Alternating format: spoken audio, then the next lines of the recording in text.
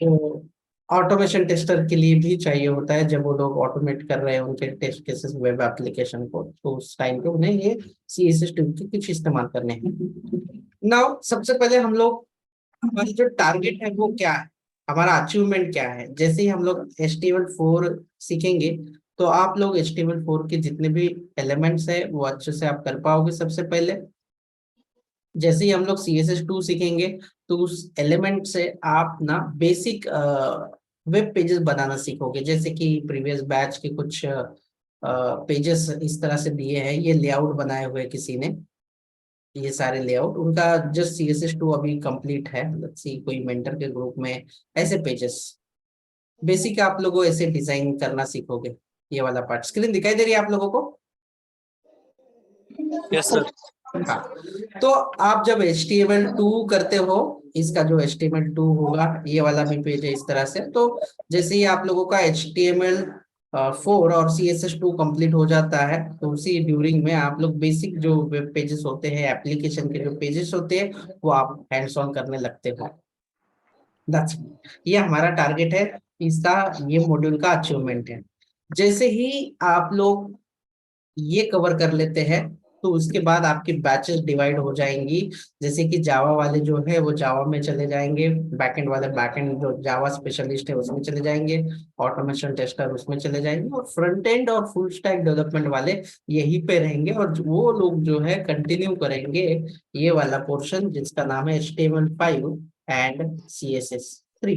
इससे आप एक ऐसा प्रोडक्ट या एक ऐसा वेब एप्लीकेशन बनाओगे जो फुल्ली फ्लेज ग्लोबल लेवल पे एक्सपर्ट रहेगा, जिसमें आप मास्टर बनोगे।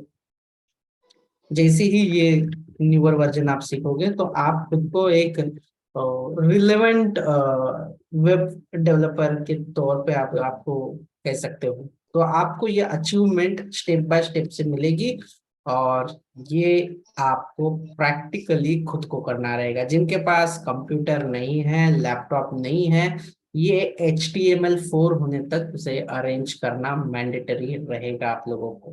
ज्यादा से ज्यादा 1 वीक या ज्यादा से ज्यादा 2 वीक, उसके अंदर में आप लोगों को एनी हाउ आपको कंप्यूटर जो है लेनी ही होंगे, क्योंकि इसके बाद की जो ट्रेनिंग होगी आप मोबाइल से या कैसे करना, बहुत ही आप लोगों को डिफिकल्ट होगा। तो अभी तक हम लोगों ने HTML4 जो है इसके अंदर हमने 3 सेशन किए, जिसमें हम लोगों ने सेटअप करना ये सारी चीजें सीखी है। मेनली हमने सीखा है इसके अंदर एलिमेंट, ये चैप्टर सीखा है। और दूसरा जो चैप्टर होगा वो आप लोगों ने सीखा है लिस्ट। तो बहुत सारे लोगों ने कौन सी लिस्ट की है, जैसे कि UL लिस्ट किया हुआ है, OL लिस्ट किया है, और डेफिनेशन लिस्ट जो है वो भी कर लिया है। और इसी के बेस पर आप लोगों की असाइनमेंट थी। मतलब आप हेडिंग यूज कर लोगे, जैसे कि एलिमेंट में हम लोगों ने क्या क्या सीखा था। एलिमेंट वाला जो चैप्टर था हमारा पहला चैप्टर, जो हम लोग कंसिडर कर लेंगे, इसके अंदर आप लोगों ने 2 तरह के एलिमेंट सीखे, जिसमें होता था, कितने टाइप के एलिमेंट है बताइए? दो two type types two type एक लाइन लाइन और एंड ब्लॉक। ब्लॉक वाला। And block. अच्छा, बराबर। और लिस्ट जो है वो 3 तरह की है, UL, OL और DL। ये आप लोगों ने यहाँ तक हमने आ चुके हैं। और आगे हम लोग जो सेक्शन होते हैं उसके अंदर आज का जो सेशन होगा, ये प्योरली इमेज कैसे हम लोग हमारे इसमें लेंगे, प्रोजेक्ट में हम लोग इमेज कैसे लेंगे, ये वाला सेशन आज का रहेगा। HTML4 में सिर्फ इमेज लेना होगा, और HTML5 जो वर्जन होगा, जो अपग्रेड होता है, उसमें इमेज मैपिंग होगी, जो कि एडवांस टॉपिक होता है किसी भी इमेज का। और उससे भी एडवांस होता है SVG करके, जो हम लोग HTML5 में उसे डिस्कस करेंगे। सो नाउ आज का जो टॉपिक है वो बहुत ही सरल, सिंपल और मजेदार वाला है। कोई भी किसी तरह की डिफिकल्टी नहीं है। इमेज, अभी इमेज मतलब फोटो, जो कि आपके वेब पेजेस पे कैसे लेना है। अभी ये लेने के लिए आपको दो तरह की URL का इस्तेमाल करना होता है। अभी URL क्या है, जो नॉन IT बैकग्राउंड के हैं उन्हें मैं लिख देना चाहता हूँ, यूनिवर्सल या यूनिफाइड आप जो भी कर सकते हैं। रिसोर्स लोकेटर आप कह सकते हो उसे, रिसोर्स लोकेटर। यानी सिंपल सी बात है कि वो इमेज कहाँ पे है, उसका एड्रेस आपको देना होता है। एड्रेस मतलब कि वो इमेज कौन से पोजीशन पे है कंप्यूटर में, कहाँ पे है, कौन सी जगह पे है। तो इसके जो है ना दो तरीके हैं, यूआरएल लेने के दो तरीके हैं, उसके एड्रेस के दो तरीके होते हैं। पहला होता है रिलेटिव, जो हम लोग मोस्ट यही रिकमेंडेड है, रिलेटिव ही यूज करते हैं। और दूसरा है ऑब्सोल्यूट, जो कि हम लोग नहीं इस्तेमाल करते, क्योंकि प्रोजेक्ट में या प्रोडक्ट जो आपका सॉफ्टवेयर होता है इसमें बिल्कुल भी हम लोग इस्तेमाल नहीं करते। हम लोग सिर्फ रिलेटिव वाला कर लेते हैं। रिलेटिव को इस्तेमाल करने के लिए आप लोगों को सबसे पहले आपका जो भी प्रोजेक्ट सेटअप है, ऑब्वियसली आपका प्रोजेक्ट सेटअप रहेगा, आप यहाँ तक आ चुके हैं इसका मतलब। तो मैं आपका फोल्डर जो है सेटअप जो है मैं यहाँ पे कर देता हूँ, जैसे कि SD13, ठीक है। और इसके अंदर ना आपको एक सिंपल सा एक फोल्डर बना लीजिए जिसका नाम रहेगा इमेजेस। और इसको आपको जो भी इमेजेस चाहिए आप इमेजेस कहीं से भी कॉपी कर लीजिए और इसमें डाल दीजिए ये फोल्डर में। आपको ये फोल्डर में इमेजेस डालना बहुत जरूरी है। तो यहाँ से मैं ले लेता हूँ, पिक्चर में चले जाता हूँ और यहाँ से जो भी इमेजेस चाहिए मुझे वो इमेज जो है मैं कॉपी कर लेता हूँ यहाँ से, सी। और कॉपी करके आपको कहाँ पे डालना है, तो ये जो इमेज नाम का फोल्डर है इसके अंदर आपको डालना है। तो मैंने राइट क्लिक करके इसके अंदर डालना है, पेस्ट किया, कॉपी पेस्ट। इसका नाम भी थोड़ा सा ऐसे रख देता हूँ बिना स्पेस का, ऐसे। तो देखो आपके पास कितनी इमेजेस दिखाई दे रही है यहाँ पे आपको, दो इमेजेस है। तो ये जो है आपको वेब पेज में ये इमेज लेने के लिए वापस से मैं यहाँ पे एक नया HTML का पेज क्रिएट करने वाला हूँ। लेट्स सी, यहाँ पे मैं आ गया और मैं लिख देता हूँ यहाँ पे इमेज एग्जाम्पल डॉट HTML। और यहाँ पे सबसे पहले आप लोगों को पता है कि यहाँ पे क्या लिखना पड़ता है, कौन सा टैग है, HTML टैग। दूसरा टैग लिखना होता है हेड, हेड, और उसके बॉडी। बाद लिखना होता है बॉडी। बॉडी। और ये जो अभी टैग हम लोग सीख रहे हैं या इमेज एलिमेंट हमें लेना है, इसके लिए सिर्फ और सिर्फ एक ही टैग है जिसका नाम है IMG यानी इमेज। यहाँ पे दो एट्रीब्यूट है, SRC और अल्ट यानी अल्टरनेटिव। ये दो जो है ये दिए हुए हैं, ठीक है। एक है सोर्स और दूसरा है अल्टरनेटिव। सोर्स में आपको इमेज का पाथ डालना है, मतलब कि इसका URL डालना है, इसका एड्रेस डालना है सोर्स में। तो आप इसका एड्रेस कैसे डालोगे अगर ये आपके फोल्डर में है। तो यहां से देखो, ये जो इमेज है ये कौन से फोल्डर के अंदर है, क्या नाम है इसका, इमेज।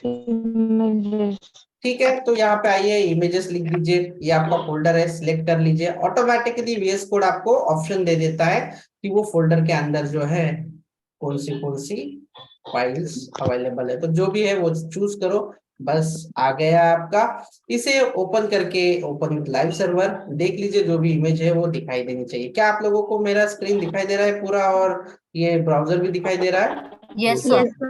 यस तो ये जो सर। इमेज है मैंने ले ली है, दैट्स इट।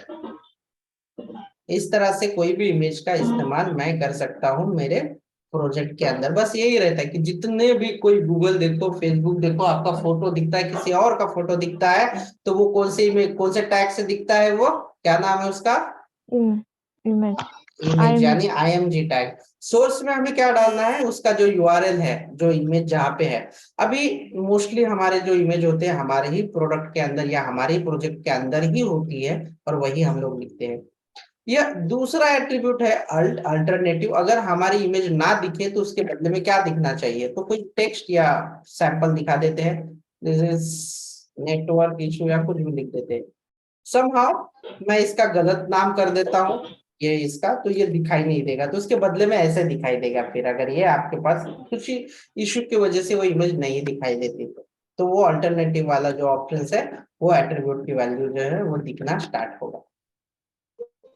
तो इमेज सिर्फ हमारे प्रोजेक्ट में से नहीं ली जा सकती, आप कोई गूगल ड्राइव पे ले सकते हो, गूगल ड्राइव पे दिखा सकते हो, कोई गूगल पे जो है, जैसे कि मान लेते हैं फूड चॉइस या कुछ भी आपको जो चाहिए वो इमेज ले लो यहाँ से ऐसे।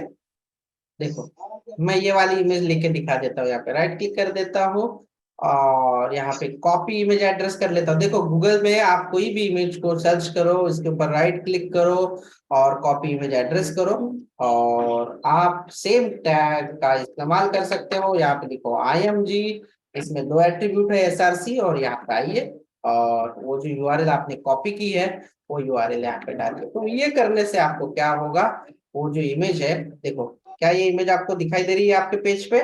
Yes sir. Yes. ऐसे तो आप गूगल की भी इमेज, लेकिन इमेज चूज करने के लिए कुछ तरीके होते हैं। इमेज के कुछ एक्सटेंशन है, जैसे JPG, PNG, GIF, और उसके रिजोल्यूशंस होते हैं, और कितनी साइज की लेनी है, कितनी हाइट लेना है, कितना विड्थ लेना है, ये सारा इंफॉर्मेशन हमें अच्छे से होना चाहिए, तभी कोई भी इमेज अच्छी आपके पेज पे दिखाई देगी या एप्लीकेशन पे दिखाई देगी। तो ये सारा हम लोग HTML5 में सीखते हैं, क्योंकि वो थोड़ा एडवांस लेवल पे, क्योंकि तब तक आप लोग पूरा CSS अच्छे से सीखते हो, बेसिक एलिमेंट आपको रहता है, इसीलिए उसमें हम लोग ज्यादा हैंडल कर लेते हैं। तो आपका पेज जो है या एप्लीकेशन है बहुत ही बेहतर दिखने लगता है। तो वो जो है इमेज के एडवांस जो टॉपिक रहेंगे वो उस सिनेरियो में हम लोग कवर कर लेंगे। लेकिन क्या अभी के लिए आप लोगों को ये समझ में आया कि आप कोई भी इमेज जो है किस तरह से ले सकते हैं? आप ये जो इमेजेस है आपके फोल्डर के अंदर ले लो, और सेम एड्रेस आप दे दो, इसे कहते हैं URL, ये डाल दो। और दूसरा जो होता है, आप डायरेक्टली किसी का एड्रेस कॉपी करके यहाँ पे डाल दो, दैट्स इट, फिनिश। 2 तरीके मैंने आप लोगों को सिखाया है। अभी ऑब्सोल्यूट हम लोग इस्तेमाल ही नहीं करते, और VS कोड के अंदर वो दिखाई भी नहीं देगा, तो वो बताने की कोई जरूरत भी नहीं होगी। तो इस तरह से आप लोग इमेज, इसी तरह से आप लोग कोई वीडियो, कोई ऑडियो भी यहाँ पे ले सकते हो, लेकिन ये अलग टॉपिक रहेगा। अभी अगर मान लो आपको इसमें और भी एट्रीब्यूट है, अगर इस इमेज के आपको, इस इमेज के अगर आपको हाइट विथ सेट करना हो, आपको लग रहा है कि इसकी हाइट बहुत ज्यादा होगी, आपको कम करना है, तो आप यहाँ पे और एट्रीब्यूट डालते हो जिसका नाम है हाइट। हाइट से क्या होगा, क्या होता है हाइट मतलब? Hyperlink. Height height height, no hyperlink, height. ऊंचाई। Height sir, image height. तो मैं 200 पिक्सल दे देता हूँ, तो उसकी हाइट देखो 200 पिक्सल हो गई। और उसकी जो विड्थ है, ये देखो विड्थ, इसकी भी मैं 200 पिक्सल कर देता हूँ। तो देखो ऐसे, मतलब इसकी हाइट विड्थ आप जो है वो कंट्रोल कर सकते हो अकॉर्डिंगली, ऐसे। इसके कुछ रूल्स हैं। अल्टरनेटिव में क्या आता है? अल्टरनेटिव में मतलब कि अगर आपकी इमेज लोड ना हो तो वो टेक्स्ट दिखाई देगा इसके बदले में, that's it।